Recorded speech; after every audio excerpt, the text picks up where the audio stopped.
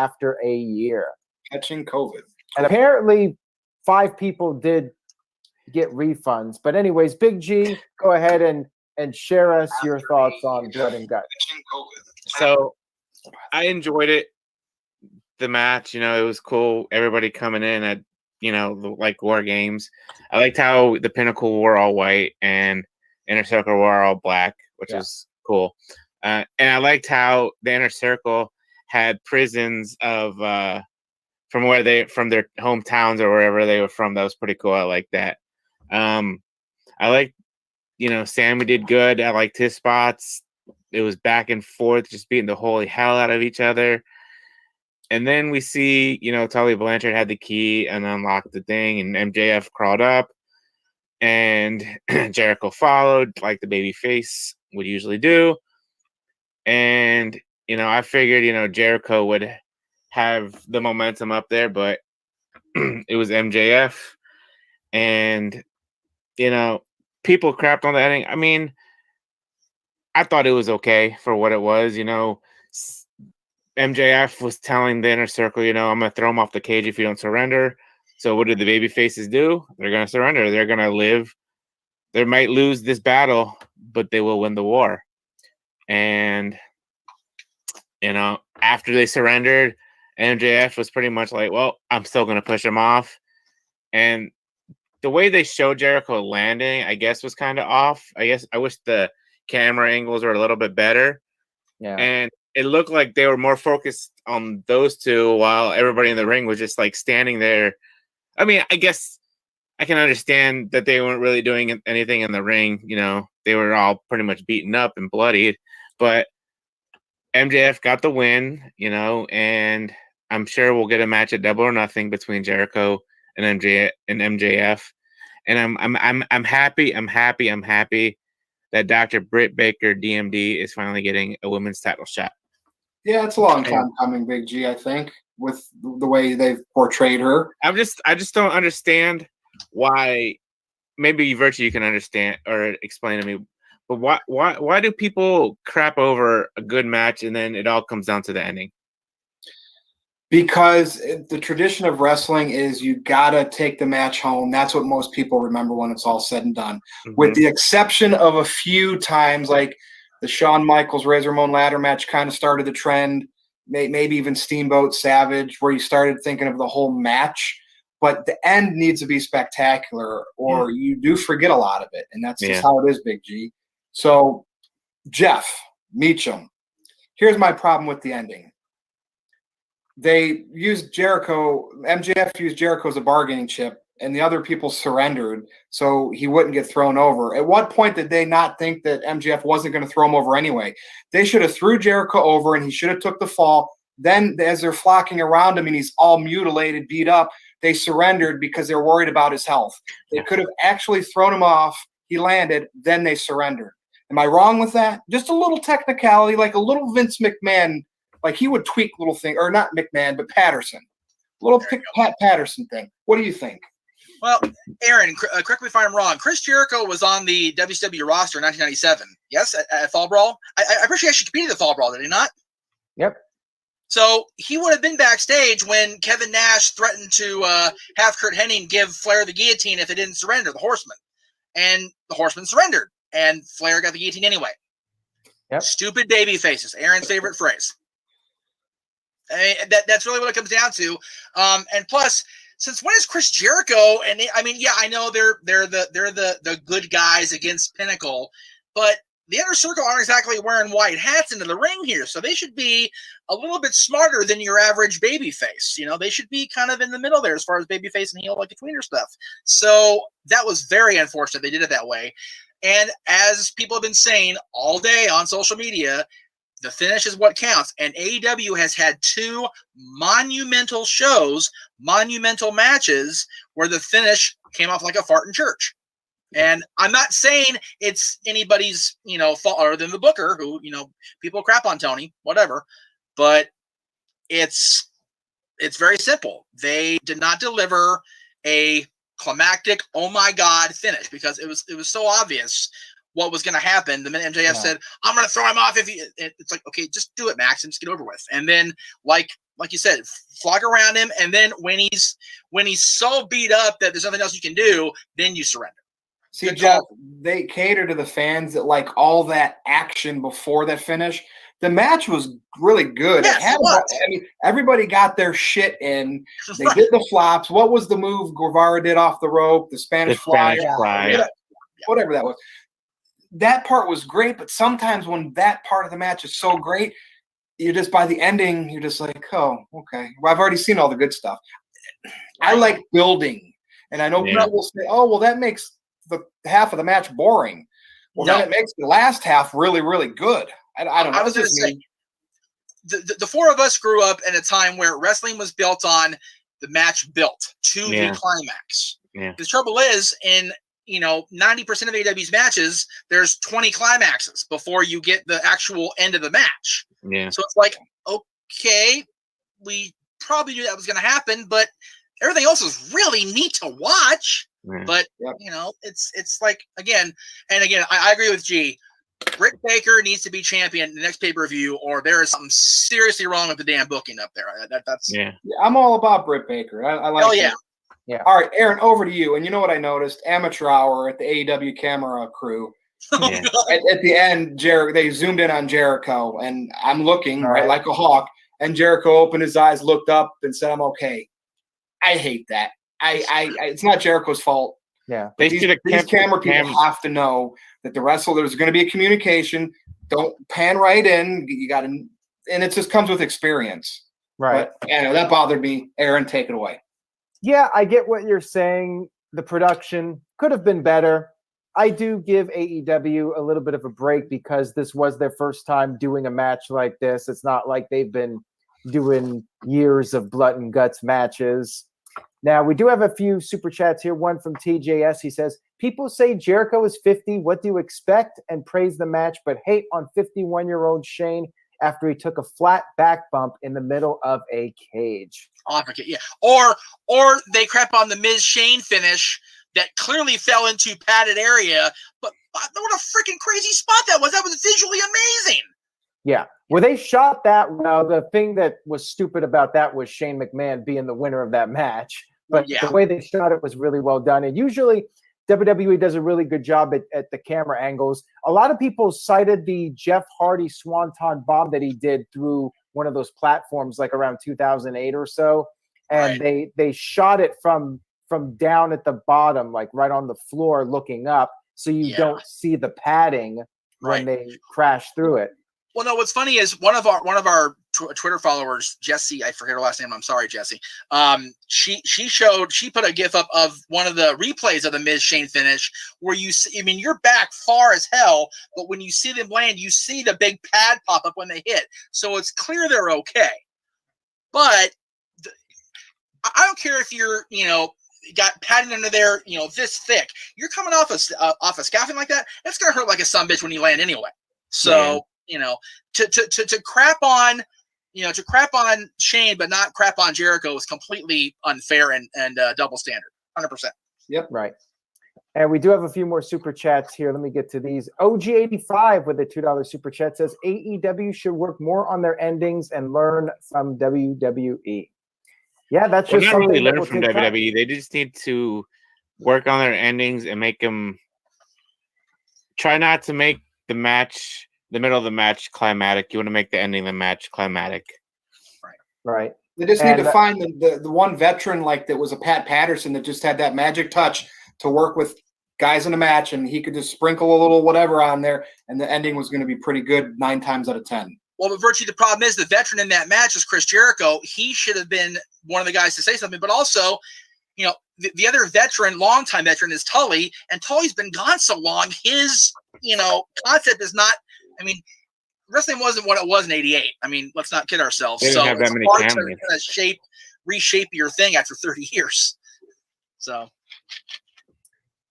as far as the rest of the match goes, I did enjoy it, and I think that time will tell if that ending is beneficial to MJF or not.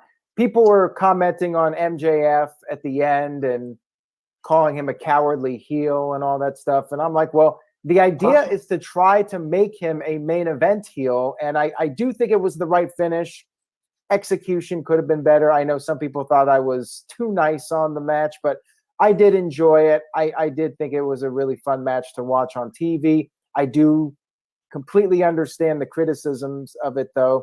The Gamazon 100 sent in a $5 super chat, said, this Blood and Guts match, it war games to some smarks. The Jericho spot was so bad, it made Rikishi's spot way better at Armageddon. Hell in a Cell by Undertaker, weak. Well, that's the first thing I thought of, was that Rikishi spot. It was a very similar scenario where, like, it's obvious what they're doing. When you saw the platform out there, you're like, okay, somebody's going to get knocked off. And they even had like a little thing for Jericho to stand on as he was being pushed off by MJF too. WWE does that. They have the cell, like these little parts of the cell that are cut open, and then they have like a little thing for them to put their feet on, you know. It's for safety reasons, but yeah, it kind of takes away a little bit because you're like, well, yeah, this is clearly very, very much choreographed. And back in the day, like when Mick Foley went off the cell, like nobody saw that coming, completely out of nowhere. Especially the Spanish announcers. Yeah. Psycho Jet Black sent in a $2 super chat, says, Britt Baker is more over than Shayna Baszler. Sorry, Big G. Well, at this point, I think that's a valid point. No. He's not wrong. No. Yeah, 6 months ago, maybe not, but now. Yeah. All right, we've talked about AEW enough here. Are we ready to move on? Wait, Psycho Jet Black sent in one more $2 super chat, says, should Blood and Guts continue to have a ceiling? Sure, why not? I don't have an issue with it. Go ahead, Jeff. Aaron, you made a great point. This is the first time they've done one of these style matches, but keep in mind, one of the EVPs of this company is the son of the person who created this match. So, I mean, there should be a better understanding and, you know, how to book this kind of match. I mean, Dusty did how many of those matches over the years? So, you know, him and Arn started about half of them. So, you know, I mean, Arn's there too. So there shouldn't be a reason why the finish came off so cruddy. And the camera angle, Cleaver's right. The camera angle was everything on that finish. So there's a couple things they could have done. Overall, everybody said in the room, everybody in the chat room, the match, like 99% good. If they change that finish just enough, you've got a perfect main event, and it should have been on pay-per-view. Yeah, a lot of people made that comment too, that the commercials took away from the match. And I felt the same way with the Roman Reigns Daniel Bryan match from last week. Like, right. That's the downside to doing the TV matches. And they should consider, I'm not sure if AEW will do it or not. Maybe WWE will at some point, but they should post the match without any commercial breaks on YouTube so people that want to watch it without the breaks can do so. Yeah. That's my major bitch with Peacock, is that stuff we've watched so many times over the years. They have those stupid cuts where they cut to black and cut right back in. It's like, why? So, yeah. So we'll move on. And dude, I am so over with the trolls in the chat. They love saying things about me. And you know what? Every time you do it, even if a mod doesn't get to you and block it right away, I got you. I don't care if you're one of those people from the past that are jealous you're no longer on the channel, but I got you. When you have to make burner accounts and come after the legend, the debate king, and you think you're insulting me, that means I'm over and I'm in your head. So you're not going to consider that guy to be a pain in the ass then?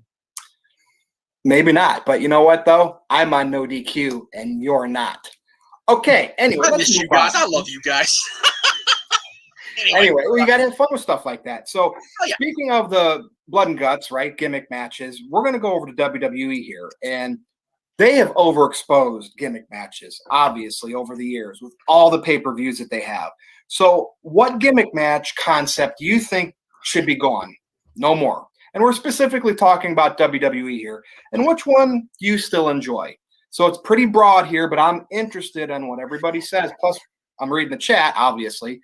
So, Jeff, I'm coming right back to you. Which one's got to go, never to return, at least for a long, long time, and which one do you still enjoy?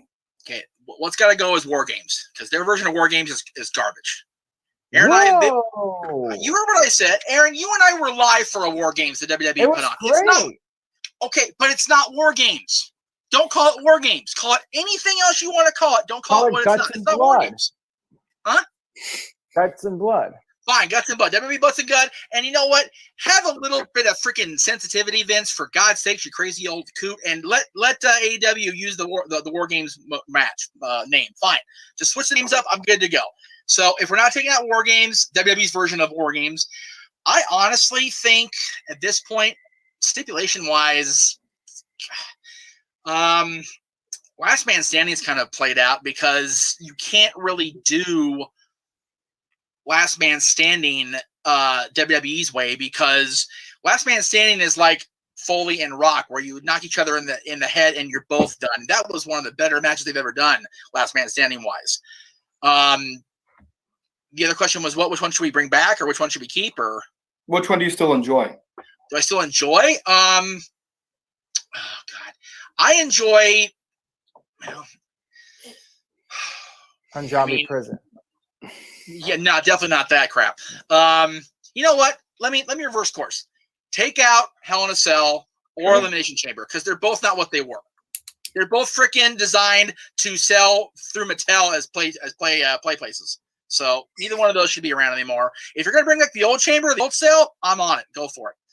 I do enjoy the Money in the Bank concept still being in play, and I'm okay with that staying its own pay-per-view, because adding it to WrestleMania, you know, at this point, WrestleMania's got enough matches as it is. So, you know, if you add another match to it, you know, that is just a gimmick thing, then you're trying to, I guess, everybody get their own spot on the card. But I like Money in the Bank being its own concept, because more often than not, you have just two matches, the women's and the men's Money in the Bank. So that I'm okay with that staying its own.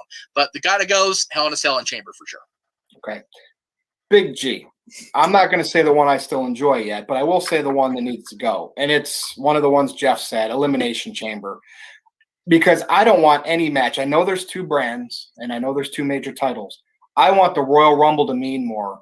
Get rid of the Elimination Chamber. Now, you could just say move it, okay? Maybe occasionally have it like they did at Survivor Series when they first had it. Get rid of that thing. I don't want to see losers of the Royal Rumble still be able to get into the main match of WrestleMania another way. Protect the main match. You can still have a great match at Mania in a great spot, but the Elimination Chamber waters it down. And I guess it wouldn't really matter, though, right? Because they could still insert somebody like they did Daniel Bryan into the triple threat. But whatever. Elimination Chamber has got to go. It's overplayed. Big G. Well, I was thinking what Jeff was thinking, but I'm going to go with the Hell in a Cell matches. They just, I remember when it meant something, it would usually be the end to a feud. The very first one with Shawn Michaels and Taker and Mankind. I was going to say Mick Foley, but same person. You had Shawn Michaels and Triple H. I want to say Bad Blood 2003. Yeah. Undertaker versus Edge you've had so many Hell in a Cell matches where they meant something.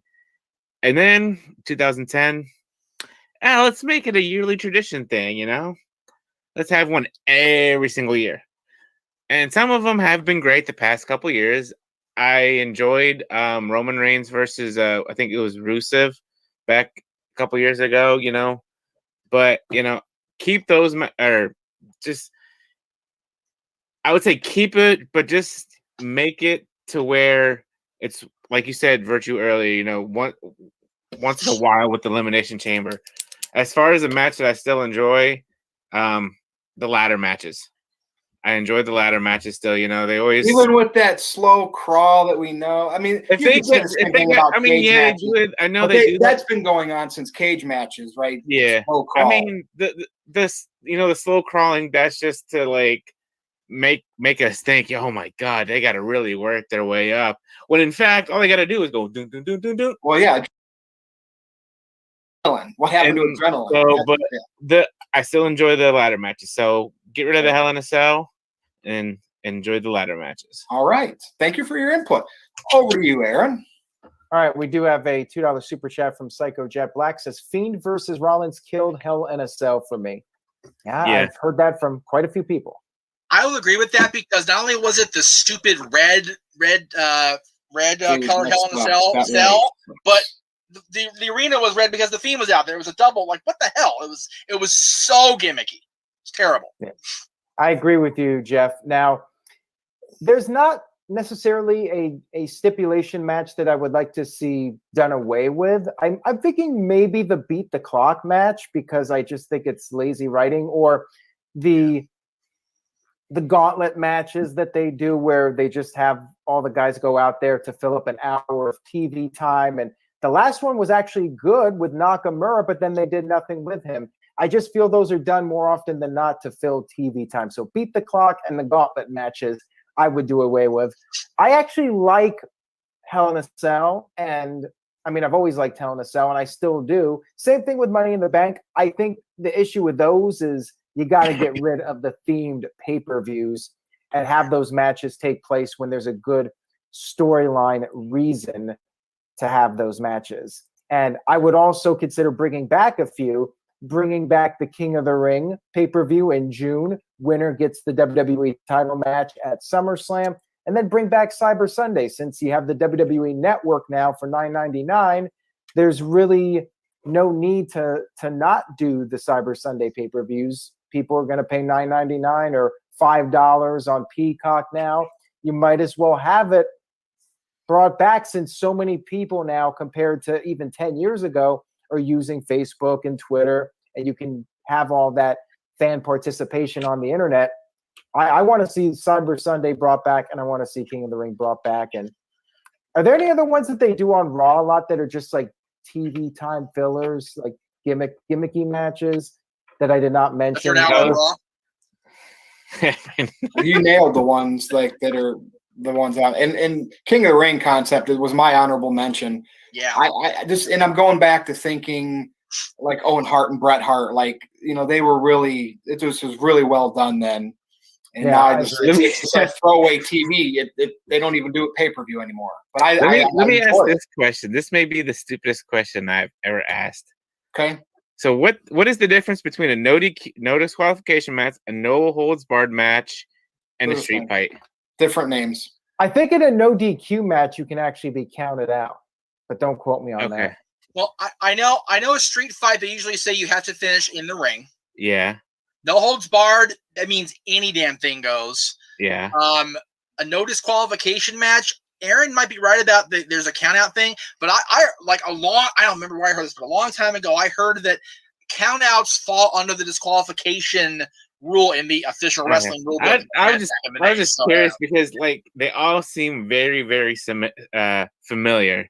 Sounds like, just stick with one and get rid of the other ones, The reason they call it no DQ is to piss Aaron off. That's why. That's really what it is. All right, and we do have a few more super chats here. WWE Action Figure Match has sent in $2. Did not leave a comment, but his other comment I'll go ahead and put up here. Says he thinks we need good storylines, keep the pay-per-views, bring back some, just get good storylines with it. I mean, yeah, there's nothing wrong with Hell in a Cell, Money in the Bank, even Elimination Chamber, but I think you got to use them at the right time. And I agree with Virtue, like coming right back with Elimination Chamber might be best to save the chamber for when, like, you have a storyline where there's like 5 or 6 people in the hunt for the title, and it makes sense to do an Elimination Chamber match. Our good friend and columnist, Mr. Tito, sent in a $5 super chat. Says, I'm tired of triple threats and fatal 4-ways, overdone concept, lazy booking, vague on no DQ rules, and champ can lose the title without getting pinned. Yep. He's got it. And the other thing with, like you said, Hell in a Cell and Elimination Chamber, I agree with you guys that they should remain, but just scale it back. Don't make it we have pay-per-view, so we have to have the chamber, or they have to have the Hell in a Cell. And I also like, I think it was Virtue that said, have the Royal Rumble winner face the champion at Mania. Have the King of the Ring face the champion at SummerSlam. Have the Elimination Chamber sometime in the early fall. Have the chamber winner face the champion at Survivor Series. Lather, rinse, repeat. Yeah.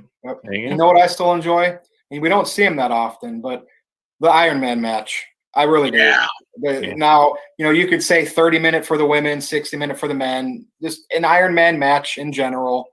Those last 5 minutes, especially if they keep it close, I've always enjoyed them. I mean, look at the Michaels and Brett match, WrestleMania 12. Yeah. What was it? Bayley and Sasha, right? Was it Bayley and Sasha? Correct. Yep. I mean, Triple H had one on Raw. Who did he go against? Somebody we can't talk about. Benoit? Yeah. So we can talk about him. Well, Lesnar was the one with that the Iron Man match. Lesnar angle was good. You know, because I don't want to see matches go long all the time, like Okada and Omega did, and all those long matches. I want long matches to be special like that. So that's what I think. I agree. Bring back the Iron Man matches, but keep them on pay-per-view, or if you're going to do a 31, that's on TV. But the 60s, yeah, definitely keep it pay-per-view. Make people pay for that quality of a match, because damn it, that Iron Man matches were always good. Yep. I mean, of course, and then sudden death, sudden over, whatever it was for Brett, that cost him the title. All right, let's move on. People focus so much on Brett and Shawn from Survivor Series, but man, 18 months prior, they had one of the best matches in history. It was amazing. It's true. All right, this is going to be interesting here with the chat. This topic, Eva-lution. Eva Marie is officially back on WWE TV. Now, from what we understand, of course, technical difficulties. Why, Aaron? People really hated that much? Big G screen went blank. Oh. He's back now. He's fine. He's back now. He's good. Let's think about this. Supposedly she's been signed for a while. They just didn't bring her back yet. So her coming back doesn't mean they bumped the people they cut recently. That was going to happen anyway. Right. Let me be frank, right out of the gates. It's Eva Marie the way she looks. WWE has always preferred voluptuous women, whether they can work or not. Let's go back to Sunny and Sable. And if they have personalities, I don't know if Eva Marie has one yet because she really didn't have that chance. It kind of fizzled out. But to be honest with you, why not? I'm the one that says push Charlotte Flair to the moon. The Mandy Roses. It's what Vince McMahon likes, and the fact that he pushes women like that, everybody deserves. Why not? Why not? Jeff Meacham, why not? Right? What's your take here on Eva Marie? Because I know it made a lot of people upset. A lot of those wrestling fans. Right. Aaron put a tweet out about it and was talking about the fact that people were bitching about, Mickey and everybody being released. And I commented right back that he was absolutely right. My point was that the fact of the matter is they found a way to make sure that Eva Marie got signed, whether she was signed a year ago, 3 months ago, 2 days ago, whatever. But they couldn't find something to do for people as talented as Mickie James and everybody else that they released. I mean, come on. And both iconics. Cassie and Jessie and Mickey are three of the most talented female performers in recent memory. Mickey's not so recent. She's been around a long time, but she's still very, very talented, even at this stage of her career. They couldn't find things for those three people to do, but they can sign one of the most polarizing talents of the past 10 years, knowing what's going to happen. Well, Jeff, they brought in Bad Bunny. They bring back Eva Marie because of her looks. Somebody there still wants to bring in non-wrestling fans. And I understand that. And to be fair, I retracted my bitching about Bad Bunny. He showed this wrestling fan something at WrestleMania. I was impressed with him at Mania. If Eva Marie comes back out there and looks exactly the same and can wrestle better than she presented herself the last time, I will come on this show and say my bad again. I will. But other than that, if she's exactly the same performer she was the last time she was on the roster, I'm going to be a raging ginger asshole about it. I will. Well, and, I'm not going to say that about Bad Bunny like you did, but his best work is everything he's done after WrestleMania. Fantastic. He went away. So thank you, Bad Bunny. Thank you for leaving WWE. All right, Big G, what is your take on Eva Marie? Big G on Eva Marie. Or Eva-lution. What was Emma? What did they call Emma? Emelina? Was it Eva-lution? Eva-lution. You had Eva-lution. All right, I think they tried this with Lana at one time too, and now it's Eva-lution. I'm so glad they signed Tennille at TNA Impact. So I'm not. I know people are gonna crap on Eva Marie, but I'm gonna give her the benefit of doubt. Her first run in WWE wasn't all that great. It actually wasn't great at all. And, she's been out of the business for a while. I'm sure she's grown up and matured. And it looks like she's been working out like crazy. So, and hopefully hopefully was down at the Performance Center and training to get better. I'm just reading this. Okay. I thought you froze. I'm ignoring. No, he froze, I'm ignoring what this person said. But anyways, sidetrack. Eva Marie, I think she'll do a lot better this time around. Hopefully, they can use her properly. But still, it's kind of crazy that she shows up literally like 2 weeks after everybody else gets released. But I mean, think about any company out there, Big G. Yeah. Corporations. I've worked in them or with them. I see it happening when I look at their books. They out with the old, in with the new. Yeah. That's how companies work, not just WWE. Oh, I know. So everybody is replaceable pretty much. So. Yep. Yeah. But I'm gonna give Remember, her the back in the day, doubt. there were territories, and there would be so many times wrestlers would leave WWE, which they called New York, and go back into the territories, and then Vince would bring new people in because he liked fresh faces. I mean, in a way, Vince has kind of always done this, correct, Jeff Meacham?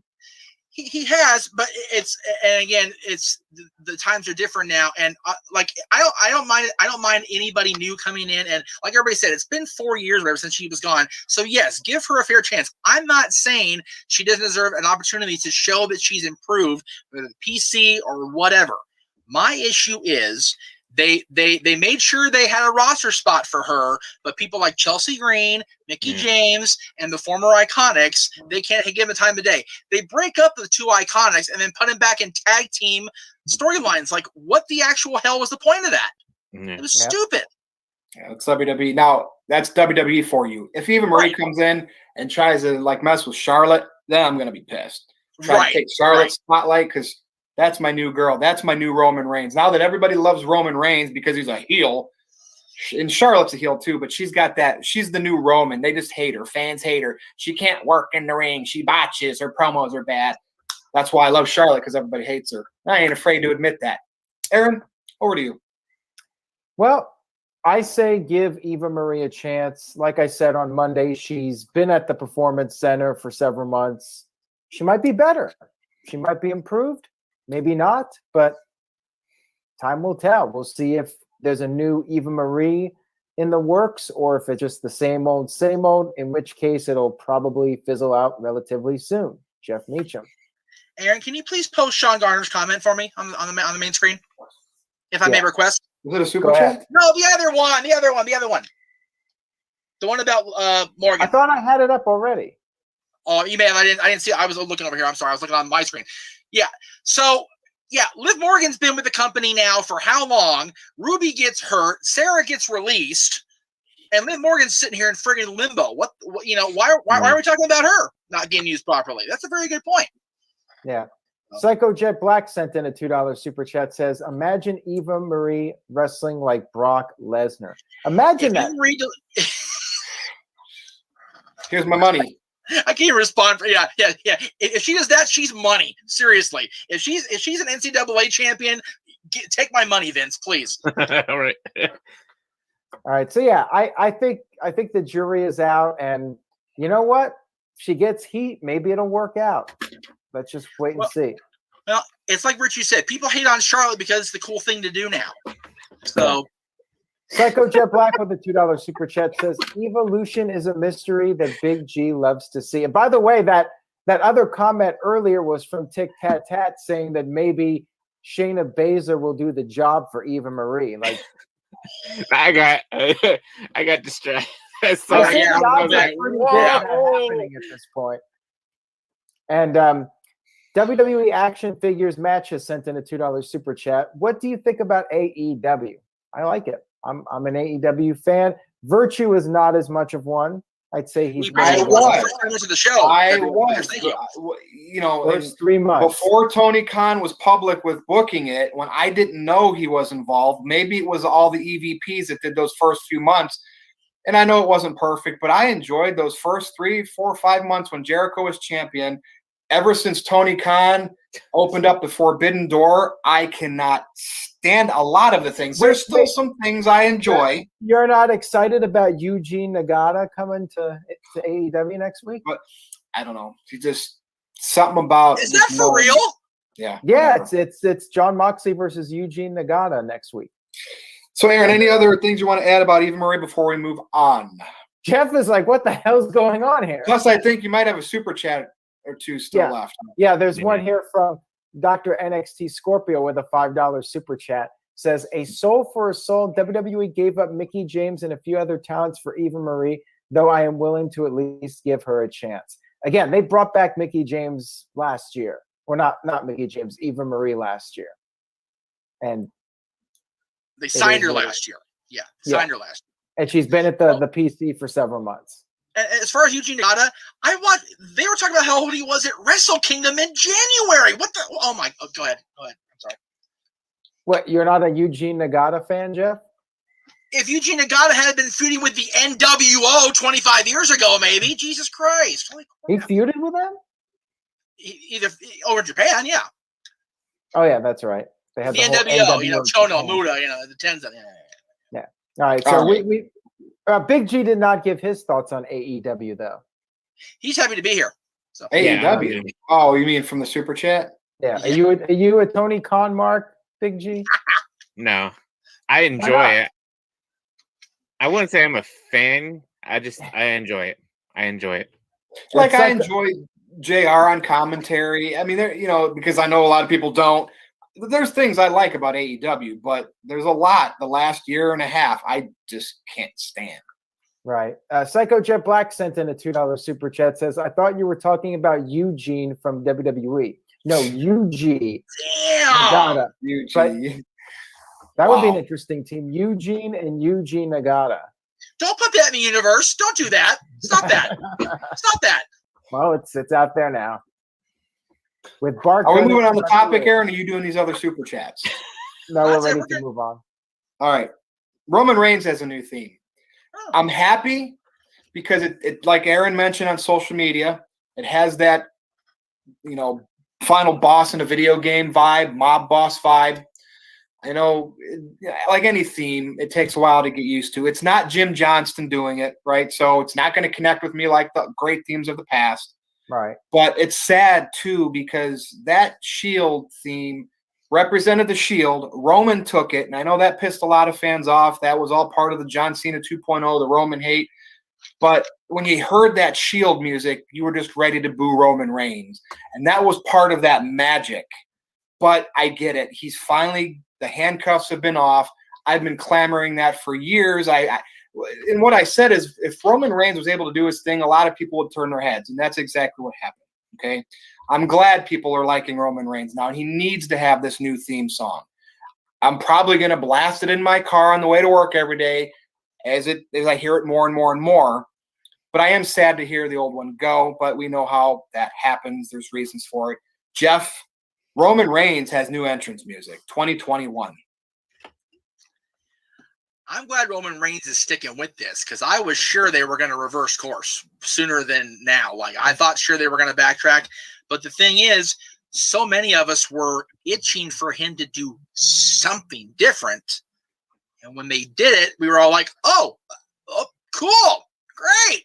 And now that he's continuing this path, he's still the champion. He's still got Paul. He's still got his heavy his not lackey, that's a horrible term, but Jey Uso with him. And Jimmy's set to come back pretty soon. They needed a definite change for sure. And they did it. So good on them. I'm trying to get rid of this what do you call it? Spammer, so apologies here. Already done. That means we're over when the spammers are hitting. We are over tonight. That's it, baby.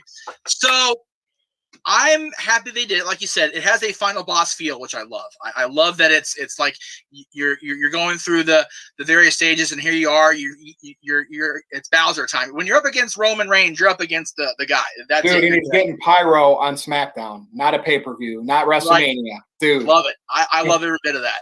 Yeah, it's just more and more of the evolution of the character. The fact that Roman's now he's got new music and he's using pyro and he's just completely pontificate and just be like, yeah, that's right. I am the guy.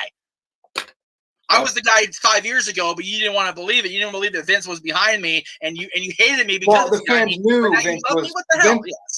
Roman was Vince's puppet, and that's what pissed the fans off. Now, if he is Vince's puppet or Heyman's puppet or whoever's working with him, he's masking it very well. I mean, he's making you think this is who he is, and that's why Stone Cold was so great. And John Cena carried it over a little bit. Obviously, The Rock. Now, I'm not comparing Roman to that because it's a different era. It's the wrestling factory era of NXT. But Roman's doing pretty good considering who he had to follow. But the difference is with Roman, as far as being part of the factory, he's also got the lineage behind him. He's got so many. Oh, he's learned from all of his family. Oh, I was going to think his father, his uncle, his cousin, everybody in that family almost everybody has come through the company at one point or another. Some have done great things like The Rock and the Usos and Rikishi and Yoko. Some people, not so much. So, but he's been able to sit back for however old he is, I forget what his age is now, and watch all his family do good, do bad, and go, okay, I can do that, and I won't do that. And then, I've got Paul Heyman with me? Great. Oh, Vince likes me? Cool. It's all about, it's funny, the word evolution keeps popping up around Roman. Evolution, the stable, was that. It was Randy and Dave learning from what Triple H did, good and bad, what Nate did, good and bad. Roman has that evolution for his whole family's history with WWE, like going back almost the entire company history. So that's huge for him. Yep. Thank you, Jeff. All right, over to you, Big G. Now, we're just talking about his entrance music, but with Roman Reigns, it always explodes. Yeah, I'm happy with it. I thought it was caught me off of surprise there. I thought we were gonna hear his old music, and I thought I was like, wait a sec, this is new. I was like, this is intriguing. And like you said, this is not Jim Johnston. This is, I think, Def Rebel or whoever it is that they're with now, and it will take some time to get used to, like all theme songs do. And maybe they'll add some lyrics in it. Maybe, something with his heritage they'll add into it, but I'm happy for him. He's got new music. The Shield's been over for a couple of years now, and he's had that theme music for a good 2014. Well, you got to remember when he took that over, they got rid of the Romeo or the call things at the beginning. The military calls. Yeah, the military calls. Yeah, like I said, I'm happy for him. He's got new music. He's doing one hell of a job as a heel, and I hope they continue moving forward with this heel Roman Reigns and hopefully expand for WrestleMania next year. Yeah, hopefully they expand the Samoan dynasty, if they're gonna call it that. Add like Jimmy Uso, have maybe Rikishi come in as like a somebody who can what's the word I'm thinking of? Talk into Roman's ear pretty much. Well, remember, we got to wait for fans to come back full time too, so they got to definitely milk this. Aaron Rift. I think you all made some great points. I do like the theme. Is it Jim Johnston quality? No. Is it CFO's quality? No. But thank God. I think it's one of the better post CFO songs that WWE has put out. I do think it fits the character, and like you guys said, I think at this point, it's a sign that WWE is going all out with Roman Reigns and this tribal chief character. They're not going to go back to him being a face in the near future. This is the future for Roman Reigns, and I'm hopeful we get to see Jimmy back soon. Maybe Naomi comes over from Raw, turns heel, and joins the group. You keep the Samoan dynasty going. You can get a lot of mileage out of it. WWE Action Figures Match has sent in a $3 super chat. Thank you for that. Says, why did we have fans at WrestleMania but not now? Because WWE is still uncertain about running shows with the pandemic, and I think they want to wait until it's completely safe or as close to completely safe as possible to do it. And they just wanted to go on the cautious side and wait until the summer, see how the state of the pandemic progresses, see how many people are vaccinated, see if the numbers of new cases drop. And I don't think WWE wanted to take the risk of going back on the road too soon and then having to go back to the Thunderdome again. Nick Khan, the president of WWE, even said once they go back to touring, they want to do it full time, no going back. It's 100% back to touring once they decide to do it. WrestleMania was a special event, so they did it for the one night. By the way, Nick Khan, and I know he's more of a businessman than a wrestling guy, 2 thumbs up.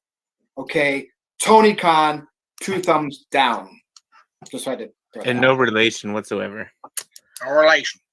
But I mean, just look at the deals that WWE's Khan has got them. Just unbelievable. And by the way, I was asked in the chat room about Tamina. No, keep Tamina away from the Roman Reigns faction. Yep. Yeah. Good luck. You gotta make it. You still got to make it hard to get in there. And I think there should still be initiations too. If there's going to be a female representative, I think it should be in Naomi, and she's with Jimmy Uso. I think she's perfect for it, and give her the heel run. People have been saying give Naomi a chance. There's been campaigns for her on Twitter. I'm 100% behind Naomi getting a main event heel run as part of Roman Reigns' group and being the female representative. Yeah, and let me this for a second, because I'm not hating on Tamina's talent, because she's improved a lot in my eyes. It's unfortunately Tamina will always have the stigma of her last name, so adding her to anything will be not especially Roman's at this point will only hinder Roman's group. It won't help her at all. Let's put Nyla in there too. Stop! Will you stop with the? I swear to God. Aaron, what's this super chat all about? Jeff and Virtue remind me of the Blues Brothers, according to Psycho Jet Black. Yeah, Jake and Elwood. Y'all keep super chatting. I'll do a Blues Brothers song. If people keep super chatting enough money, I'll be all right with that. Main event time. You ready for the main event? So, on SmackDown last week, like I said, Big G, Reigns would successfully defend his title, and he did. Bye-bye Daniel Bryan on SmackDown. Now, since then, we've gotten more news that apparently his contract has expired. And, Daniel Bryan, go home, enjoy your family. Take some time to figure out what you want to do. When wrestling fans are already saying, well, you should go to New Japan, you should go, just let him, CM Punk's done it, and he may never come back, right? And you've kind of left him alone. Let Daniel Bryan go do what he needs to do. And if he comes back to WWE, he comes back. If he goes to Japan, he goes to Japan. If he ends up in AEW, then he ends up there. But what's everybody's take on the future of Daniel Bryan? My stance is he should enjoy his family. Okay? Right. Jeff Meacham. I think if he wants to retire, they'll let him retire. If he doesn't want to retire, with his wife and sister-in-law ready to make a comeback as soon as Nikki's neck is good to go, and with his father-in-law, his wife's father-in-law back at the head of talent relations, he's not going anywhere if he doesn't want to. So, if he's wanting to walk away, they'll let him walk away. If he wants to compete part-time or full-time or whatever, as long as his family's so entrenched in the offices, he won't go anywhere unless he absolutely wants to himself. Big G. I have the weirdest gut feeling, though, if he does take his time away and relaxes, that if he pops up anywhere, he wants to have the Tokyo Dome run. I think what Jericho did there might have inspired him, but he was in the middle of that WWE contract. I could definitely see that because he just loves the wrestling part of it. He loves that style. Yeah. And that's what I think most likely could happen if he doesn't go back to WWE. I don't know against who. Doesn't really even matter, right? But take it away, Big G. I mean, take some time off, Daniel Bryan. A couple months off. Spend some time with your family. You got a daughter. I think she has another daughter, a newborn still. I want to say 2 kids. 2 kids, and spend time with them. And then when you do want to come back, I'm sure it'll be with WWE. Like Jeff mentioned earlier, I think I mentioned earlier on my show. Bree's still with the company, so is Nikki, and so is John Laurinaitis. So if he does come back, it'll be most likely part-time. I think he wants to not do as much as he did before. He'll just show up whenever he wants to. And if he goes, there's a 25%. 25% chance that he won't be going anywhere else. That's a good point about Laurinaitis being head of talent. He'll still be with WWE. He's been with WWE for a long time now. I feel like he's one of those like WWE lifers. Yep. Now, could he still go do the one Tokyo Dome match? Oh, I'm sure. Yeah, because I don't think Vince McMahon had a problem with Jericho doing that, but I don't think Vince thought Jericho was going to sign with AEW after that. So, right. All right. Thank you, Big G. I know you're happy to be here, so smile. Even with the trolls. All right, Aaron, over to you. Well, I agree with what Jeff said. Jeff said some good things about Bryan, and Virtue, I agree with you too.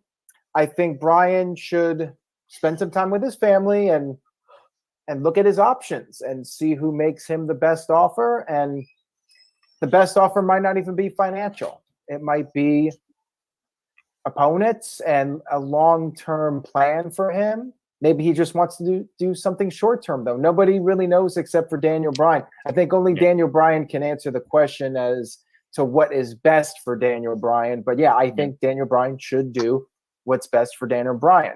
Now, as far as what I would like to see him do, I'm fine with whatever. As long as he doesn't go to Raw, I'm fine with Daniel Bryan doing whatever. I'd love to see Daniel Bryan versus Kenny Omega in AEW, all out Chicago. That would be a lot of fun to watch. Oh, sorry. If Bryan goes to NXT, lots of options for him there. Johnny Gargano, Tommaso Ciampa, Adam Cole. You got Walter. You got Kyle O'Reilly. You got Pete Dunne. Finn Balor. Well, they've wrestled, but that's 2 or 3 years of matches for Bryan to stay happy. And AEW, like, he could get lost in the shuffle, although I think he would get the Moxley run. He might even get a world title run in AEW. So I would say, yeah, go ahead. You know, NXT would be more Bryan's cup of tea because that's more wrestling. Yeah. My gut feeling is that he will stay with WWE. I do not know this for a fact. Again, only Daniel Bryan knows, but I sense what you guys mentioned earlier will play into this. The fact that Bryan's hands are in other areas of WWE, like the Total Bellas brand, and you got that whole family involved. So, yeah, I think Bryan will probably stay in WWE. Exactly. If Bryan doesn't leave the company, I'm saying this. If I'm Bryan, I'm watching to see what AEW does with Christian Cage first before I do anything. Yeah, well, I think Bryan would get a bigger push than Christian. I believe that too, but I'm saying Christian Cage got this big, major talent signing, and we'll see where he is in about 3-4 months. If I'm Bryan, I'm going, okay, they gave him the big hype, and where is he now before I make any decisions? Yeah. Hey, Aaron, on Big Vito's channel, when I talked about Daniel Bryan and my little 15-minute rant thing a few days ago, I was mentioning we're in a world right now where Daniel Bryan and CM Punk are both, we don't know, where they'll wrestle. Punk's been gone for a long time, so he's but just, isn't that weird? Go back to like 2013, 2014, and then 2021, neither one of them are, it's just crazy. Or go back even further with Mr. Tito's super chat, which I'm sure Aaron will bring up, but I'll go ahead and talk on it now. Bryan, Joe, and Punk are all not signed with any company right now. Holy crap. What if they did this? What if they pulled the Cody and Young Bucks and went, you know what? There's plenty of talent out there that aren't signed with anybody. Let's do this. That would be ridiculously interesting to watch. Yeah, that would just oversaturate the market even more, though. I'm a little burned out with what we got right now. Oh, poor Aaron. But, but if CM Punk was involved, you'd take it no matter what, Aaron. Don't lie. It is so funny for you to say that, boss, because you and I have been doing this almost 20 years. And I remember when we started the old show 20 years ago, man, it's just WWE and TNA, and that's it. Man, I wish there was more. Shit, every day of the week now. Yeah, right. It's too much. Literally. I don't think CM Punk would do that anyways. I think if CM Punk, I don't think he would either. Wrestling, he would. It would be amazing to watch if it did. So. Yeah, he would not. I don't think he would want the stress of having to create his own show or promotion or whatever. Yeah, definitely not. But thank you for that, Mr. Tito. We appreciate the super chat. And Psycho Jet Black sent in a $2 super chat, and I don't think this is going to happen. Highly unlikely. Imagine Bryan showing up in Ring of Honor or Impact Wrestling. Impact is pretty much zero chance. Like, Come on. Dude, they don't even have Kenny Omega carrying that title around on Dynamite. It's the other guy carrying the Impact title for him. Nagasaki, whatever his name is. Sorry. Michael Naka. Michael Nagasaki. Yeah, Michael. Yeah. Zawa. Nakazawa? Oh, whatever. No, not whatever. Say it right. I'll say what I said. Go ahead. Show the man some respect. All right. What is it? I'm sorry. I'll get right. I'll get right. I promise. What is it? Michael Naka. Zawa. There you go. Michael Nakazawa. Very good. Okay. Him going back to Ring of Honor is only not likely because of all the bad press they've had since the time he left. So yeah. All right. I think we are caught up with the super. There you have it, folks. It's 9:01 p.m. Eastern time, man. We got through an hour. Gosh, man, the NoDQ review has been red hot lately. Although last week we took a little step back again, but we still have our faithful. We were getting over 2.3 thousand views a week minimum. So you guys rock. We love doing this. So with that said, you know what time it is. We're going to go around and do our plugs. I'm going to start with Jeff Meacham since he's long-winded, and we're going to get it out of the way. But will we continue on for another 10 minutes with everybody's questions? Big G, wait, because I know, sometimes they ask you things and you're not comfortable answering them. Just see what happens here. But Jeff Meacham, do your plugs, man. Aaron's got there it is right there. JeffMeachamNetwork.com takes you to all my links. The YouTube channel, is going to be red hot here in the next little while. We've got my show, Talk Wrestling, Stat Boy Sports Bar till at least June. And then on Dad's Not Always in Wrestling, we've got a lot of topics lined up for the rest of the year. And then Greg and I are back Wrestling Rewind in October with the matches you see there in the lower right graphic there. So that's it. JeffMeachamNetwork.com. Takes you to it. That graphic looks like one of those 1,000-piece puzzles, man. Whew. Well, I've got a lot of shows for Dads between August and between May 14th and now, so the end of the year. So there you go. All right, they're already hitting. So Big G, get your plugs out of the way. They're already hitting. I see. Yeah.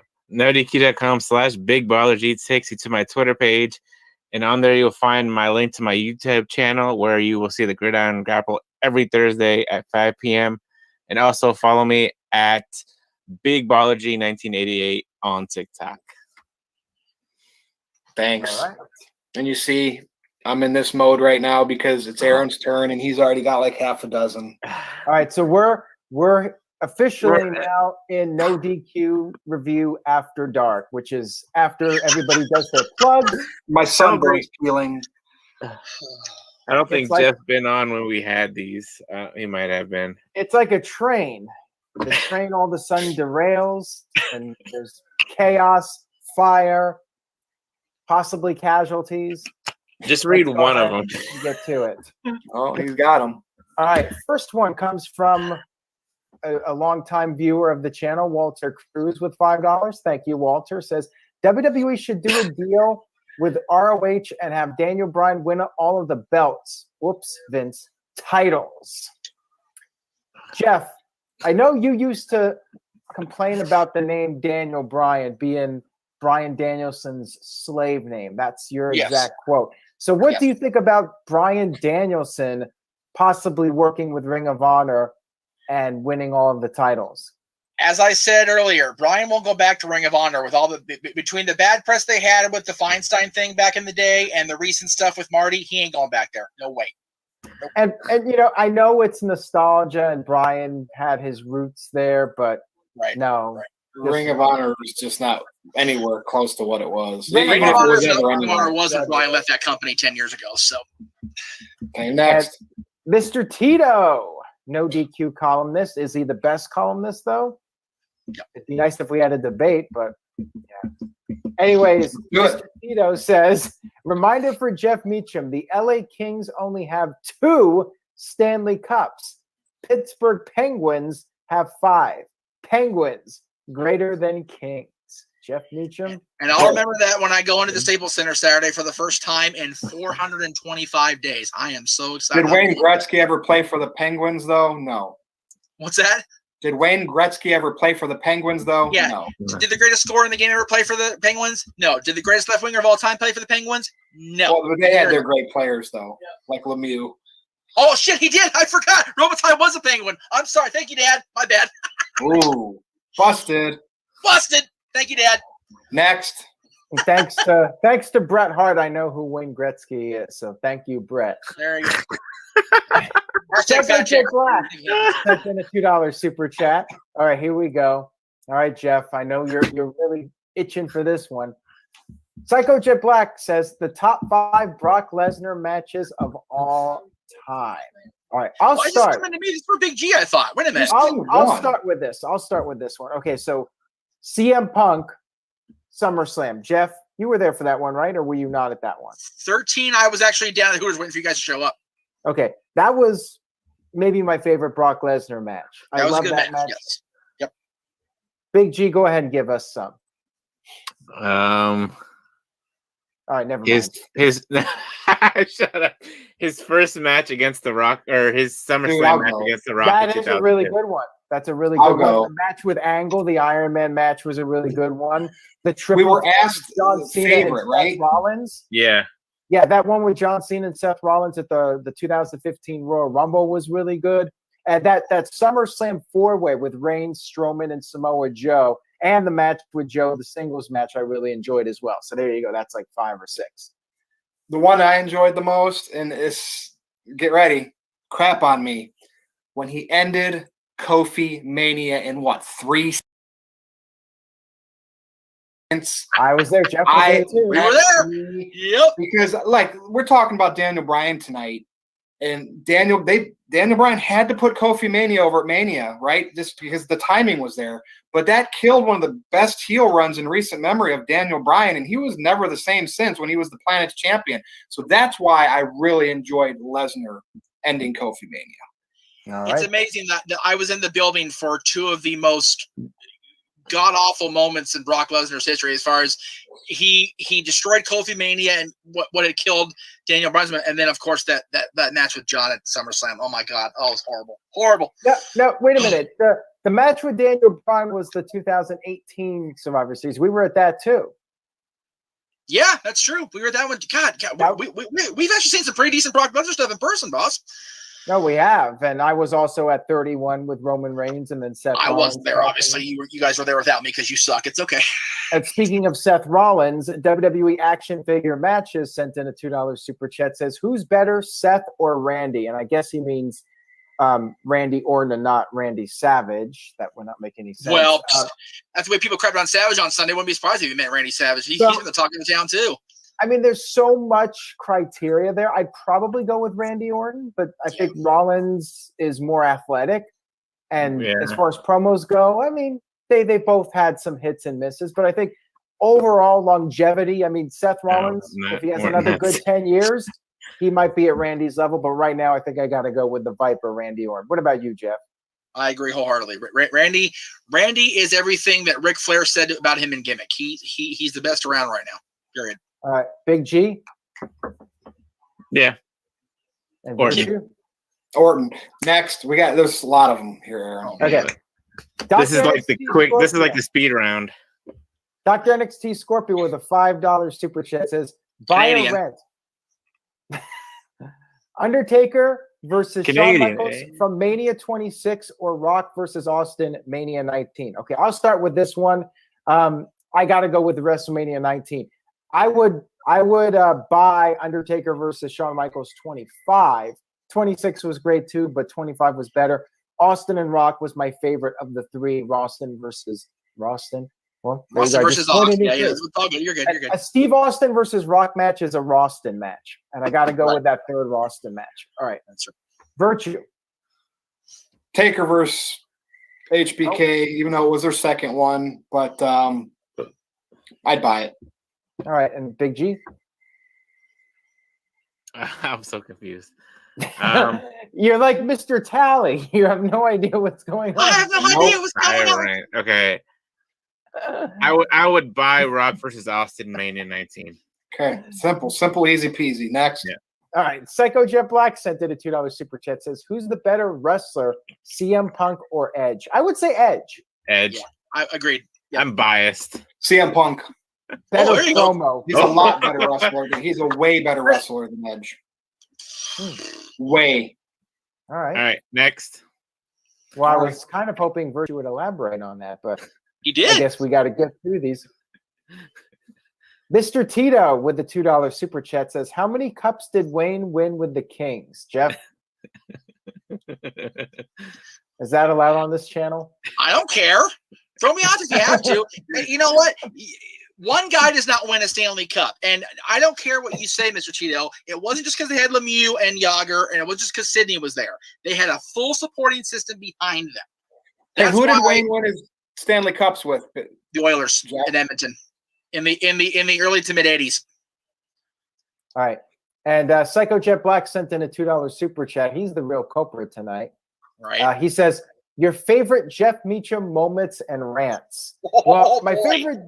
my favorite Jeff Meacham moment, I think, would be probably the RVD interview from 2008. That was an awesome interview. That's still the best There thing were I've a ever lot done. of funny Jeff moments, but I'm not gonna elaborate on those. We But there were appreciate a that couple over of here. fun times when Jeff had a little bit too much to drink and we were driving. We weren't drinking and driving. He drank and then I was giving him a ride. I was drinking, he was driving. It's not at the same time. Yeah, just I wanted know to clear that mine. up. All right, go ahead, Virtue. Mine was non-televised. It was behind closed doors when it was me, Aaron, Jeff, and Big Vito. But I'm just going to leave it at that. Yeah, that was fun. Yeah. Yeah, that was Big G, fun. go ahead. The first episode of Talk Wrestling. Damn, I've always said that. It's always gonna be that. So, and my favorite rant. Nancy Grace. And my is a good favorite pick. rant is any rant that Jeff goes on. That's right. I just sit back and enjoy. I'm just like, let him do his thing. Well, okay. So my favorite moment, God. How about your resignation from NoDQ? Yeah, no, definitely not that one. Christ. No. That was so bad. You know what's So funny? bad. That video pops up on my I still feel so bad feed about for that to YouTube. this day. What year was that? 2011, 10 years ago Oh, this that year. was long before. I've only been around since 10 years. Actually, it's 10 years ago next month, I think, if I remember Yeah, right. it is. Oh, shit. Anyway, honestly, and this is going to sound really cheesy, my favorite rant outside of that cluster was like Aaron said, like you said, the first episode of Talk Wrestling, because I went off on every damn buddy the first 15 minutes of that show. There was nobody safe from that rant. Oh my goodness. My favorite moment, and this is going to sound really like cheesy and aw shucks and bullshit, when Aaron and I made nice a year later, when we actually came back together and I started working with him again. And then when we did our, whatever it was, the Hell in the Cell 2013 review, and then I actually came back full time and did the RVD interview in 2014. Glad you did come back, Jeff, because we started. Remember, we did those roundtable videos where we were sitting at the round table, and I remember those videos. You would have your Hulk Hogan and your Brock Lesnar and your Bret Hart. Yes. Right. So anyway, Yeah, Aaron and I did a bunch of those, but right after Talk Wrestling started, about a year or so after that, we had NoDQ's 10th anniversary, and the original crew came back. That was like the weirdest thing. All four of us were around the table. We had my championship belts up, and we talked about the first 10 years of NoDQ. That was a fun series of tapings. But after that, I'm very glad I came back, because we had our prediction shows and review shows, and that was always exciting. Yeah, but that one Jeff had those ones with the round table that you and I did, Jeff, just the two of us. Those were the first videos that Caitlin watched that got her subscribed to the channel. Really? Well, that's cool. I don't know if she ever Round told and you that. around we go. I love that. That's awesome. Anyways, Psycho Jet Black sent in a $2 super chat. Says, better movie, Freddy versus Jason or Aliens versus Predator? Freddy versus Jason. Freddy versus Jason. Yeah. Right. We're all biased on that one. All right, and we got biased there. Yeah, we got a $5 super chat. Says, always look forward to the NoDQ review. Thanks, guys. Oh, I'm always glad to come back. This has been fun. Yes, thank you for that. We appreciate that. And a $2 super chat from Psycho Jet Black says, favorite Aaron Rift moments and rants. Oh boy, where do we even begin with this one? I'm last. Zack Ryder. that was probably Zack Ryder's up there for me. Moment. There you go. I would say my two favorite. The first one was when I put myself through a table. I don't know if you guys remember that. I remember that. Oh, yeah, if you want to call it a table. Okay. And then the second one was when Rift Aronson destroyed my place in Oregon, and I had to move to Michigan because of that. Terrible. What about you, Big G? What moment got you like into the channel? Because Caitlin was watching Jeff and I doing those videos where the Hulk Hogan and Bret Hart figures were on the table. That's when I first started watching it. Oh, so see, Jeff, those videos went over. Because I remember you had those figures, and Jeff had his Hulkamania phone case. I remember that specific. Yeah. Oh my God. Those were the videos that was like 4 phones ago. Jesus, that's tremendous. Okay. Yeah, I don't remember Aaron ever doing a rant. Has he ever done a rant before? I mean, I have, but it takes a lot to get me really angry. The one in the chat room is my favorite rant. The worst of Raw 2018. Oh my God, he went bonkers. That was tremendous. I'm gonna have to go back and watch that. I don't remember him ever ranting. Yeah, I think it was right before the McMahons and Triple H all came out and did the whole thing about how we're the authority. Yeah, we're the authority now. My favorite moment is one that 5 people saw. We're in Florida for Turning Point 2004, and my former co-host and I are interviewing Kid Cash in Cash's hotel room at the DoubleTree in Orlando, and our Cash is much like RVD, a known user of the Stinky Green. So Aaron decided to bail out of the room and was in the hallway. In a ball, like, oh my God, I can't believe I'm doing this. Why am I here? And God bless Jerry Lynn. He came down the hall, picked Aaron up. You okay, brother? Brought him in, walks in the room and goes, this room smells good. And we carried on the interview. Poor Aaron was like, afraid of drugs. Aaron is so straight edge, and I'm so proud of him that he is, man, because I am not that guy, and my co-host definitely was not that guy. So yeah, it was a very interesting night. We had co-host Cash and Jerry all toking, and me sitting back there just laughing hysterically about it all. Poor Aaron, man, but God bless him. We love Aaron, and we're glad that he's created this little world that we all just inhabit from time to time, and he's pulling the strings as always. We love Aaron. Well, thank you for that. Walter Cruz says best moment was the head shaving, and Virtue. What's really funny is the moment the head shaving, you guys saw us attack him in Wade's living room. Did we actually air the full shaving on at the barbershop? Mm-hmm. I think we did. I got another one. Oh, we did. Oh, okay. Well, I don't remember that. Somehow somebody donated $100 to ban me from the channel because of Aaron's big mouth. Oh, that's right. And next thing you know, this El Virtuoso had to pop up on the review for a couple of episodes. That was awesome. Yeah, so that was all Aaron pulling his puppet strings. Aaron got paid that day, boy. I'll tell you what. So, we all did. That was an interesting anyway. Stream for sure. What else we got, Aaron? Any more super chats? I'm ready. Cut it off. Quick. I think we're caught up. So Virtue, go ahead with your plugs. All right. You can follow me if you dare on Twitter at NoDQ_Virtue. Yes, it's the land of Twitter with Virtue, and you'll never be the same again. Just what it says on there, Troll Slayer, NoDQ.com. Exclusive, by the way, even though I do some stuff for Vito too, but we don't really count that. Make sure you go to my Facebook, NoDQ.com/Virtue. So thank you for watching the NoDQ review number 138. We are red hot, white hot, and we are coasting into the summer soon. So for Big G, for Jeff Meacham, for Aaron Rift, thanks for all the super chats. You rock, NoDQ Galaxy. Guess what? We'll see you next time.